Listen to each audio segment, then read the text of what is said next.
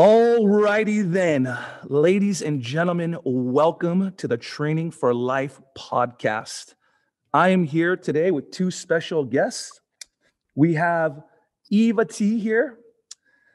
Eva T is basically a two-time Olympian. She spent 12 years on the U.S. ski team. She's a six-time national champion, world technical champion, a trainer, and one of the first CrossFit OG athletes, a strength and conditioning coach, and also a dental hygienist. Welcome, Eva. Thank you. You're welcome. Second to that, we got my man, Joel Jamieson. Joel is a best-selling author and one of the world's foremost authorities on strength and conditioning and energy systems. His training strategies have been used by thousands of elite performers and top athletes worldwide, including the Navy SEALs, UFC champions, and dozens of teams from the NFL, NBA, MLS, NCAA, and more. Joel, welcome to the Training for Life podcast. Thanks for having me. It's great to be on with you guys. Awesome, guys. So for our audience, when we talk about training for life, Eva T and I had this idea that we just wanted to spread the message that fitness can be about mind, body, and spirit. Meaning that if we commit to the long game in fitness and in health, that we can live a long, prosperous life. And for Hele Fitness, we talk about building mana. And it's my spiritual belief that through fitness, you can actually improve your spiritual energy as well, your mana, your chi, if you would. So that's the premise of this podcast today. And Eva and I are going to talk to Joel about some of the things that he's done in the industry so that we can learn a little bit about his expertise in the health and fitness industry. So Joel, we're going to start with you. We got some questions. How are you feeling today? I'm feeling great, ready to answer whatever questions you want to discuss. I think the premise here is really important. I think it's easy to get lost in measuring your waistline and your biceps and your bench press without really understanding of what fitness should be all about. So I'm really excited to talk to you guys and go down this path. Awesome. Excellent. It's so interesting. I just want to add to that. I coach a lot of kids and adults alike. And one thing with fitness, and this is just something for me, is when I watch people work out, a lot of them are smiling. Okay, they're having a good time. And it's in Hawaii, of course, we're smiling, right? Right, and we know why. But it's unbelievable the profound effects that fitness can have on your life. And I think, like you said, Joel, it's really undervalued because we got all these people on Instagram that are showing us these movements and the aesthetics and so on and so forth. And we get lost, I think, in that at times as opposed to what it does for you internally. So absolutely. I'm glad that we have that point of view and agree on it. Okay. Question. I just have one thing that you need to do is put your own profile, say it. Oh, my profile? Yes. Well, you're a trainer and you have a training program, and I met you early on when you you were CrossFitting, and then you moved on and you became more whole in your health and your fitness. And if you have anything else to say it now, because I think that was important to say in the beginning. It was. I am the co-founder of Hele Fitness. I spent the last 20 years in the fitness industry, everything from CrossFit, strength and conditioning, recovery. I've kind of studied and carry certifications in all of it. For me, especially being a little bit older now, fitness has become just a part of life. And that is where I kind of had my green light, quote unquote, with fitness, is I realized that I feel so much better. I get through every day happier when I'm just healthy and I'm feeling fit. And now with this fitness company that we have, I want to spread that message, that this can have a profound effect on your life. And, a little bit about myself and my history and where I'm at. I am that guy. I'm your fitness enthusiast. But well, we needed that. We want people to move forward with this podcast to know that they're heartfelt and they want more. They want more good information. And I think in our panel today that people are going to get a lot what they hope for. I would agree. Okay, back to Joel. Joel, All right. we got about 5-6 questions for you, and we'll start with question number 1.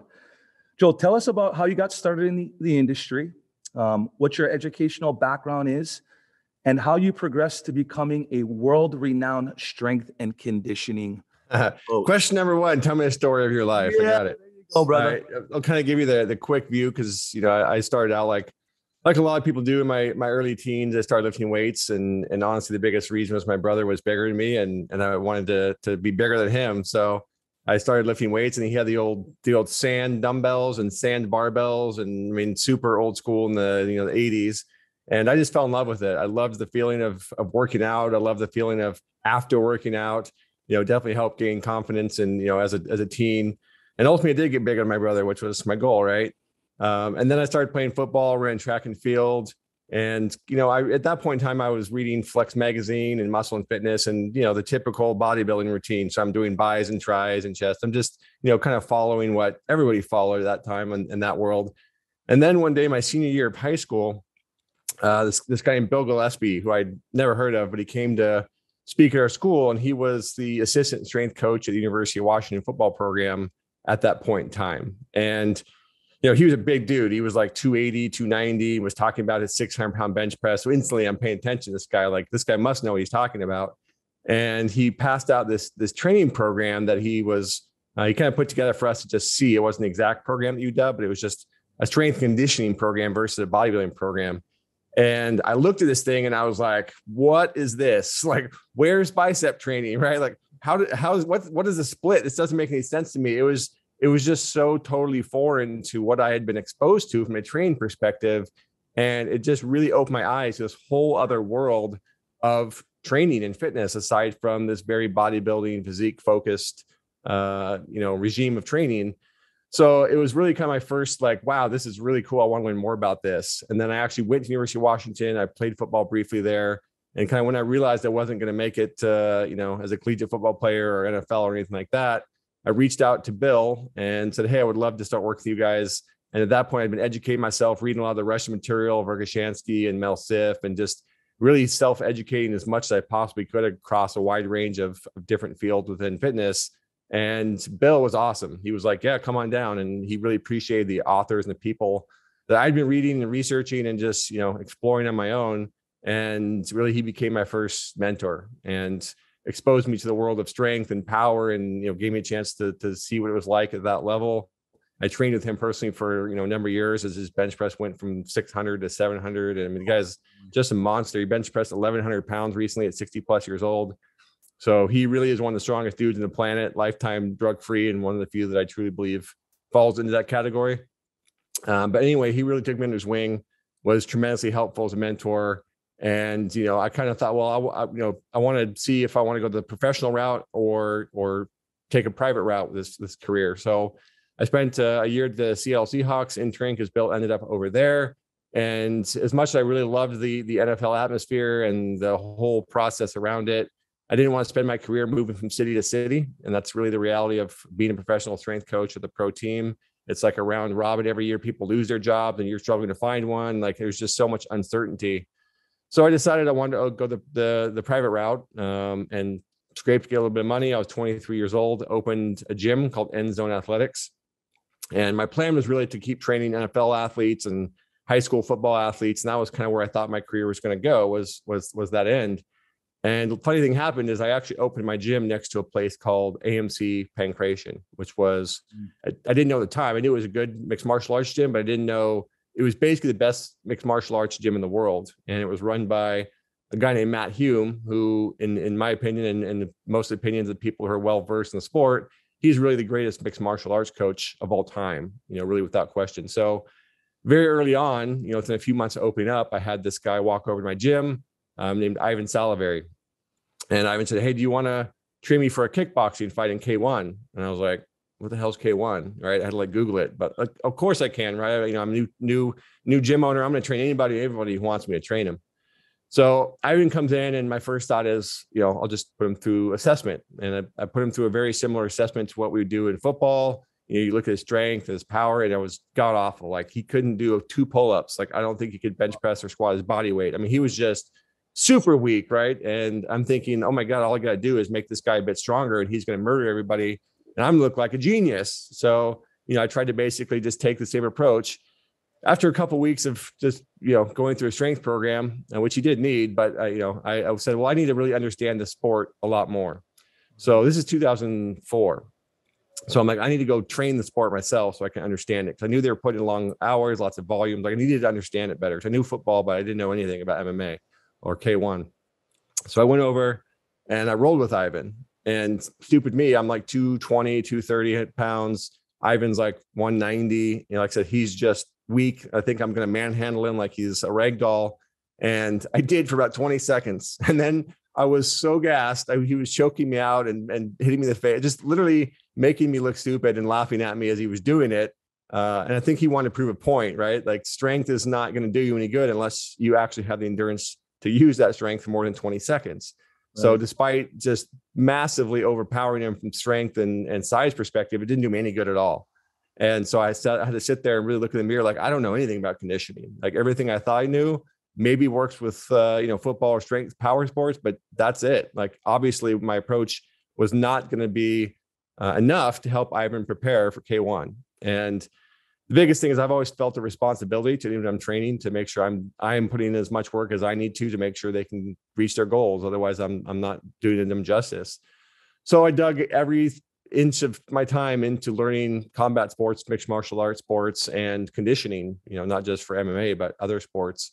And in doing so, I developed an expertise that, translated really well into the online world. And I eventually went that direction. So I trained Ivan, a whole bunch of K1 fighters, a bunch of Pride, UFC. We had a whole bunch of guys coming through thanks to Matt Hume, and I was doing all the strength conditioning for them. I was traveling the world, going to world title fights and just having a great time training lots of guys. This is Chris Lieben and Rich Franklin and Randy Couture. And kind of all the old school guys were coming through AMT, Pancration, Josh Barnett, Maurice Smith, like all the old school OG, fighters. And I realized there was so little information out there on how to train fighters that I started a website, 8weeksout.com, wrote my book, Ultimate MMA Conditioning, and it caught on really, really quickly, probably better than I would have ever expected.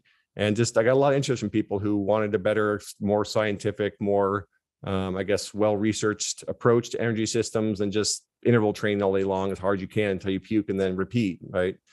So as I grew my expertise, I grew the online side of the business, just helping people from all walks of life, athletes, coaches, special operators, organizations like Lifetime Fitness. I kind of really got into the online education realm just to help people make sense of all this and learn from my experiences in combat sports and other sports. And then a kind of a side journey also, as I was introduced pretty early on in my career to HRV, heart rate variability, which now has become a lot more commonplace.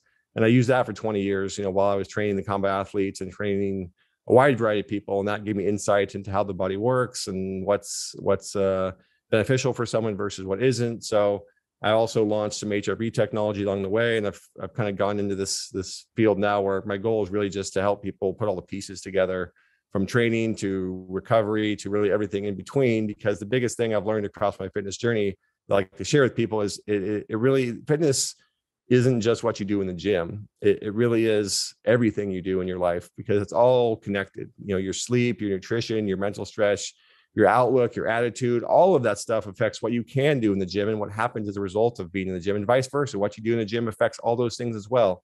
So rather than trying to think of fitness as all these separate pieces, I really focus on trying to help people understand that it's all just one with many different parts. And you have to put all those parts together and be always working on the big picture of these things, rather than focusing on the minutia of 2 sets versus 3 sets or 12 reps versus 14 reps. Those are very small details that don't really matter for the most part. It's getting all the big things right that does. So, that's kind of my journey in the shortest time frame I can spit it out, and where I'm at these days. That is awesome. How lucky. I think you went through all the questions already. Yeah, there you go. Answered them. Boom. One and done. You did. Well, I'd say that's absolutely amazing that when you opened up your first gym, that MMA gym was right there. It was. I mean, stroke of luck or act of God or whatever you want to call it. It was game changing. I have no doubt in my mind that I would have just kind of kept doing the same things that I had done if I had not been exposed to high level combat athletes and the demands and how much different their demands were than anything I'd done before. And, I think people need to understand you always have two choices. You can just kind of keep doing what you do indefinitely, or you can keep trying to learn and get better. And, I could have certainly just said, oh, I'll just keep doing what I'm doing. I'll try to make Ivan as strong as possible and turn him into a power lifter. But that would have failed. That wouldn't have done Ivan, I would have done him disservice, because it wouldn't have ultimately helped prepare him. And it would have done myself a disservice, because I wouldn't have grown as a coach and as a, someone that's trying to help people progress across more than just one area of fitness. Yeah, no, absolutely. Yeah. Eva, what do you think? It's interesting to me, especially as a coach, that you come from the football background, and you're pretty much strength biased when it comes to coaching, and you go in there, you roll with this high level athlete, and you gas out in 20, 30 seconds and come to the realization that you need to take a whole different approach and create a new perspective on how you need to train athletes based on their needs. And I think, and Eva, you could touch on this, is conditioning sometimes is really undervalued. And I've been following you with Bioforce HRV, and I became one of your conditioning coaches. And there was so much knowledge that you went ahead and put out there. I couldn't believe all the different areas of conditioning that we needed to focus on. I thought you did such a good job of breaking it down, not only for a coach, but kind of for that everyday athlete. But more importantly, how profound it is that you have your conditioning well balanced. So kudos to you on that. That's amazing that you did so.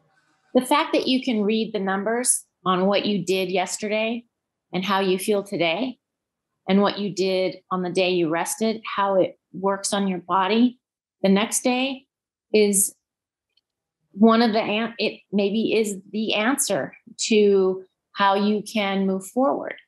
And I say now in my own talks is that for people in general, I don't want you to say the word old. I always say maturing, because you have the opportunity to be better at a lot of different things, no matter what your age is. I mean, I don't think you will get records when you're closer to the end, but you can keep going and doing things, and that will help you be fit, mentally healthy, and active throughout your life. And that's what I want for everyone watching this, is that Joel tells us the details, what you should think about, what you should do, and what you should see. And it's all those things you need to put in one bowl and drink it.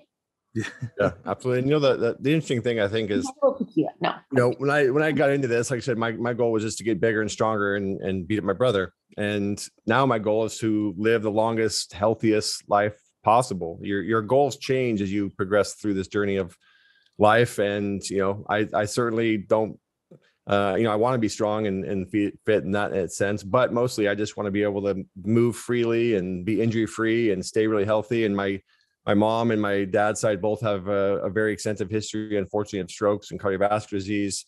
And, my mission is to not get either one of those things and to stay alive and healthy as long as possible, like I said. So I think it's also unfortunate. We see a lot of people kind of never exposed to the real health fitness side of fitness. And we see them so focused on physique, and they get into the drugs, and they get into, just not really focusing on fitness as the tool to make them healthier. And they're so down this rabbit hole of fitness to make themselves more jacked. And, it's fine if you're 20, 25 years old, but if your perspective never changes from that, it's sad that we see people in their 50s and 60s that have been doing training, lifting weights their whole life, and they have heart attacks, and they have strokes, and they have serious problems. And they've been trained literally their whole life, but it's been a very narrow aspect of fitness. It's just been lifting heavy weights over and over again. And I don't want to bash on lifting heavy weights. It's great, but it's just one piece of the puzzle. You have to do more than that to build holistic fitness that, makes your body healthier from the inside out. And that gives you the ability to, extend your health span. Yeah. Well, Marcus and I talk about this every time we get together online. And you have to do more than just lift weights and fitness. You have to eat well. You have to sleep well. You have to do all kinds of things to just keep it in balance. Absolutely. And not to get injured, and not to do too much and not to do too little. You'll find a path. And you have to find a path that that works, that you can steer down. And sustainable. I just want people to sustain the best health they can for the rest of their lives, and not to take, a lot of medication and, because you're sick and, sitting on the couch. For me, after I had my crash, the doctor said to me, all you have to do, Eva, is sit on the couch for the rest of your life and relax. That's crazy talk. My boyfriend and I were going, and I couldn't even talk at that point. And we decided that's not going to be it. So we have to step outside of our own comforts a little bit and do things that your body isn't used to. And that, I'm a big strength person, but I know that's the baseline of everything else I do, is that I'm strong, that when I get hit from the side, I'm not going to blow my knee out or break my back, that I'll be strong enough to go, what happened? And I just can keep doing things. And that's what I want for everyone. Yeah. Look, I think the longer you're on this earth, the more you realize that when you stop moving, you die a lot faster. We're all dying from the moment we're born, but as soon as you stop moving, you die a whole lot faster. And I've seen that in my immediate family. My mom did have a stroke, and she was significantly reduced in mobility, and it gradually caused her to just lose it even further. And she passed away last year as a result. And, you see this over and over again. The older population, the older you get, the less you move, the faster you age and get worse. So we have to use fitness as a tool. I mean, regardless of what your individual goals are, but it has to be a tool to keep you healthy and moving. Strength training is obviously a part of that. Conditioning is a part of that. Lifestyle has to support that, as you said, even with sleep and recovery and regeneration. But we just have to keep moving, and we have to keep moving in different ways and challenging ways and ways that we enjoy, whether it's biking, hiking, running, swimming. It doesn't matter. You've got to move. That's what fitness has to be about, is extending healthy movement for as long as you possibly can, because as soon as you stop moving, things will go downhill for you very quickly, physically and mentally. You see the same thing. People lose their mental capacity to stop moving. It's just, movement is so fundamental to life and to health and regeneration that you have to do it. You have to keep it up. You have to build a way that you find fun and challenging, and constantly be focusing on that. Yeah. And we don't notice it as a group. When people are not exercising and they're gaining weight, they don't know why. And it's like, it's pretty simple. You're going to have to, put yourself into this and things that you don't love on your own, but learn to love it and learn to do it, because that's going to open up your life. And I want people, this may sound bad, but I just want people not to suffer through death. I want them to stay active, and something to happen. It could be a stroke, it could be a heart attack, it could be going to sleep and never waking up. But I want it to be quick, not 2 years sitting in the hospital bed with tubes in you. Yep. That's not living. So I want people to avoid that type of that type of action, that they won't do it, that they'll stay moving, and things will happen quickly and you'll be gone. Yeah, I think it comes down to priorities, right? Like we as a society need to prioritize health and fitness over, the way that a lot of people approach fitness now is lift some weights, post some stuff on Instagram, and walk out of the gym. And I don't want to go down this whole rabbit hole, but the idea of self-care and self-love is really important, but that doesn't mean we can completely neglect the fact that being significantly overweight is very bad for our health, right? Like, we don't want to go down the negative body image and shaming. I don't want to talk about any of that. We should never shame people for their body weight, but we should also not forget that we need to be a healthy body weight if we're going to solve our health problems as a whole. And we should be encouraging people to find healthy ways to move and to find ways to make fitness and exercise and different activities and sports and all these things a part of their lifestyle, regardless of where their body is now. They just need to be active and to move. And we can't kind of go down this rabbit hole of allowing society to get more and more and more overweight, more of obese, because we're going to pay the cost for that. Like the kids growing up today in these really overweight households, I mean, their health is going to be terrible. They're going to be 50s and 60s with diabetes, or 40s, or 30. We have kids getting diabetes in their 20s, for God's sake. So we really got to focus as a community, as a society, on really encouraging movement and healthy body weights and sustainable fitness and, all these things that are actually going to make a difference in the long run and make people healthier. Yeah. Honestly, this is, again, I don't want to go down this rabbit hole, but COVID should have been an opportunity to have this conversation because all the data in the world shows the people that were the most at risk for COVID were either older and or had significant health problems that largely were due to being overweight and diabetes and all those things. And instead of having the conversation that maybe this should be a wake-up call to the people that want to be protect themselves to get out and be healthier and focus on fitness and lifestyle. Instead, it was just vaccination. And I'm not saying, there's anything wrong with vaccinating. I'm just saying we missed the opportunity to really talk about health as a preventative measure and fitness as a tool to prevent the severe consequences of COVID or any other type of virus. The single best way to protect yourself is to be really, really healthy and have a very good functioning immune system. And that is the way that we can protect ourselves as a society and prevent death. I mean, there's something like 500,000 deaths a year. They're cardiovascular related. And the research shows that about 70% of those are preventable with better lifestyles. I mean, that's hundreds of thousands of people a year, whose lives are cut short because they don't have fitness as a strong part of their life and their lifestyle doesn't support their health and vice versa. So we can solve a lot of these problems through fitness, and it's important people understand that.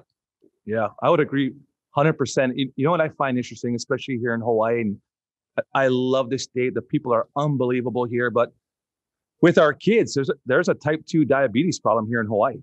And a lot of it's such good food. Yeah, it's some good food. We love our, good food, yeah. Our rice and our carbs, this, that, and the other. But all that being said, I would also find that there's a lot of people that just don't have the right mindset when it comes to health and fitness. And, there's a lot of, we call aunties and uncles out here that they don't exercise at all, let alone just lifting weights or this, that, and the other. Like, hey, I'm too old, or, I don't want to do this. And they wonder why, unfortunately, a lot of people get sick with preventable diseases that they could avoid. But in a place like Hawaii, especially, you need community. You need people around you that are supporting that ideology, that good health, and these type of practices are going to better your life forever.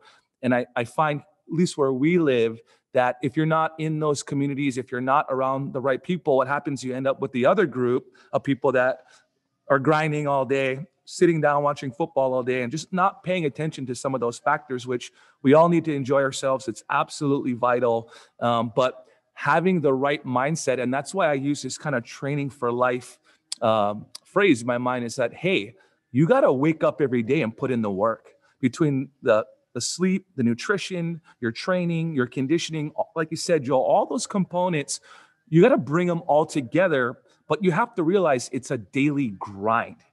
And sometimes I feel like people, they don't want to put in the work.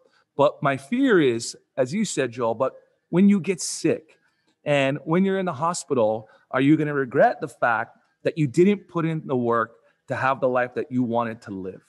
And I think that if people can start thinking about that end game and what can happen, maybe they can adopt a different mindset that'll give them a better future.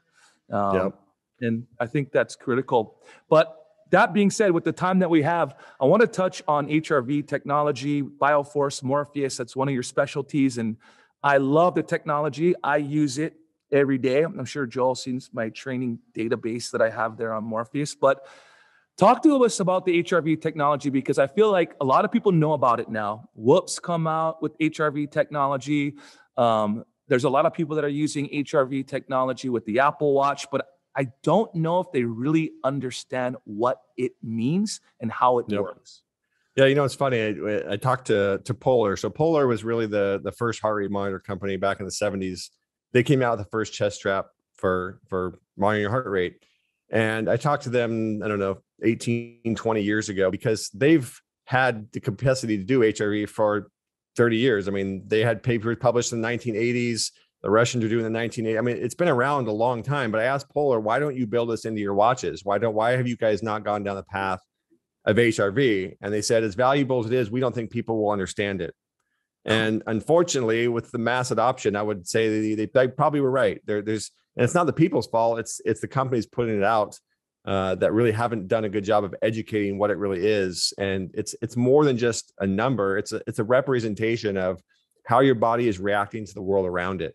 It's a measure of how much stress you're putting on your body and how your body is then able to adapt positively, or unfortunately is adapting negatively to that stress. So the long story short is we have the system called the autonomic nervous system, and that nervous system is responsible for managing all of our internal functions and capacities. So we don't think about our heart rate. We don't think about our blood pressure. These things happen automatically, right? And it has two branches: the sympathetic fight or flight, which is the system we activate. We need to produce more force, more power, more energy. We need to walk around, all that sort of stuff.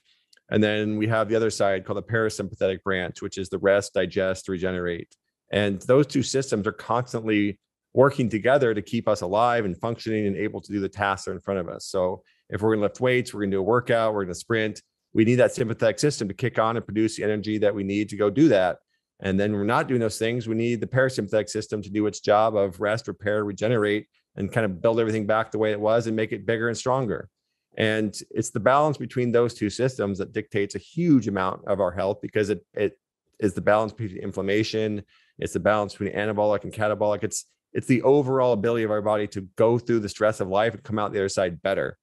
And HRV in a nutshell is giving us a gauge of that parasympathetic system. It's showing us how much our body has shifted into that rest, repair, recovery state. And it gives us a window into, again, how is our body improving over time? Is it going the right direction? Is it going the wrong direction? So on a daily basis, we look at HRV to just help us understand, hey, how much stress has our body been under lately? And then that helps us determine, well, maybe today's a better day to back off, or no, I'm looking good. Today's the day I can push hard. It's showing us kind of what's the right path forward on a daily basis. If we make the right decision every day, we will get better over time. It's that simple. If we look at changing HRV over the long run, like your average HRV, it's a gauge of our overall body's ability to adapt to stress, because the more we can build that parasympathetic nervous system, the more we can build that recovery capacity, the more stress we can throw at ourselves and come out the other side positive and better. If we don't develop that system very highly, then we're much more likely to fall apart as we are faced with the stress of life. And there's a lot of research in different areas, from immunology, cardiovascular, stroke, disease prevention, diabetes. All these things show us basically higher HRV correlates extremely well with, a reduction in risk of different diseases, reduction in risk from and symptoms of dying of COVID, all kinds of things, because it's basically your stress protection, right? The higher you can build your HRV as a whole, the more you are protected against the stress and the damaging effects of it. So it's a really valuable tool. Like I said, it's not, it's not like a 1, 2, 3. You do have to spend time in learning and how it works. And that's why I built Morpheus, and have education around that to help people do that. But it's an incredibly valuable metric. If there's one thing you can measure every day that's going to help you guide your fitness path, more effectively and smarter, it's using HRV the right way. Yeah, no, absolutely. Eva is the one that introduced the Bioforce system to me. And I went down the rabbit hole, read the whole book and all the science behind it. And I use it all the time. I'm not using the HRV, honestly, as much as I should, but it's absolutely a valuable tool. And I've noticed personally in the fitness industry, everyone's talking about fight or flight now. Like it's like the new thing. And you were talking about it a long time ago. Long time ago. And, obviously looking at your aerobic capacity, the HRV does a really good job at that. But looking at chronic stress, especially for people that are constantly in the sympathetic zone, there's so many people, even including myself at times, it's hard to balance out that autonomic nervous system. And I feel like that reading is unbelievable, because it gives you insight into what's going on in your body, let alone the athletic side, of what it does. And, you've talked about it before, the correlates with COVID and disease prevention. There's so many correlates to the data.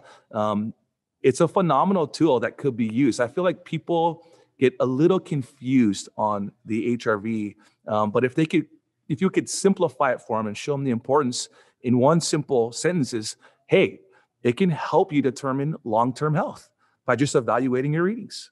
Well, there's the red, the yellow, and the green. Yeah. And you got to be in one of those colors to do the next thing. And I just wanted to bring up one other thing. I just read an article about, when you take vitamins and that sort of thing, how much you should take, which ones you should take. And what they found in the last 30 years, The average woman weighed 133. Now she weighs 168. Men have increased that much too. Now, I know some people weight lift and they get heavier, but most of this is fat and just unhealthiness. Yep. And people get heavier. And they have to give people different doses of vitamins and different everything, unless they just do the fight or flight. Just get it in the middle and get your extra body weight gone, and not get to too low a body weight, but get in the right zone. And that's what the HRV will totally steer you in the right direction, is what do I do today and what don't I do today? And some people just have to do what don't I do today, because I'm going to work out. That's always healthy. No, it's not. Absolutely. It's awareness. I mean, I think that you cannot make the right decisions without being aware of the information you need to make that decision. It's like trying to pick a stock if you had no idea what stock prices were at. Like, how would you know what stocks to buy or what the trends were? How can you make decisions about how to manage your life more effectively if you have no gauge of how well things are going or where things are headed or what your body's doing? So HRV is just a really, really good tool to help you get that information, so you're more well informed. You make the right decision for your body, and again, you do that over and over again, and you'll end up in a good place. You make bad decisions over and over again, you'll end up in a not so good place. It really does kind of come down to that in the end. Yeah. If you, I just have one more. If you injure yourself a little bit, and I should know this, but say you tweak your knee, and you shouldn't train because you'll hurt yourself. But it's not bad enough you can't walk, but you tore some muscles or you pinched a nerve or anything like that. Will HRV take you off of activity if some physical injury happens to you? No, I mean, HRV doesn't really pinpoint exactly what's going on. It'll just, if you're under a lot of stress from a severe injury or an injury that's got a lot of inflammation, you'll see the results of that. And then, you'll want to make decisions accordingly. You'll see the HRV is probably going to be lower as a result of that. In some cases, it'll actually go a lot higher because your body will be trying to direct a lot of energy towards repairing that. But it'll also give you a gauge of just kind of how your body is going through that healing process. And then you use that information to, again, make a decision like, my body still needs enough energy left for recovery from my injury. Maybe putting a whole lot more stress on it isn't going to help it speed it up. It's going to slow down my recovery. So you just make decisions about the level of stress as much as anything else. Yeah. Awesome. Guys, we got about 1 minute on this recording. So I want to make sure, Joel, you can let the audience know where they can find you, so they can learn about, the things that you do and some of your specialties before we wrap up this podcast. Sure. The easiest place is go to 8weeksout.com, number 8weeksout.com, which is kind of a throwback to the old fight training camp of 8 weeks. So they can definitely find me there. Instagram, just Coach Joel Jamieson, Jamieson. And between those two, they can find articles, videos, all my courses. I have an 8-week conditioning program, Bioforce HRV is now Morpheus, as you said, conditioning certification for those coaches out there, and really anything else just to help get their conditioning and their overall fitness style in. Awesome. Guys, we got about 10 seconds. Eva, you got anything you want to throw out there as we close up? Just thanks for listening and spread the word in a good way. Absolutely. Guys, big mahalo to Eva T and Joel Jamieson coming on today on our TFL podcast. We want to thank you. Guys, go have a great day. Check out 8 Weeks Out and or Eva T Strength and Conditioning as well. These guys are superstars in the realm of health and fitness. Once again, mahalo for your time, and a hui ho from Marcus here at Hele Fitness. All right. A hui ho, Marcus. All right, guys.